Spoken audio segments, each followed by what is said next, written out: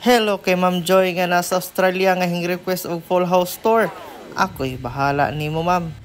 Kani nga balay Ma'am Joy, bungalow with loft, gwapo kayo pagsulod nimo sa balay. Maode nimo makit-an dito sa unahan na ay countertop.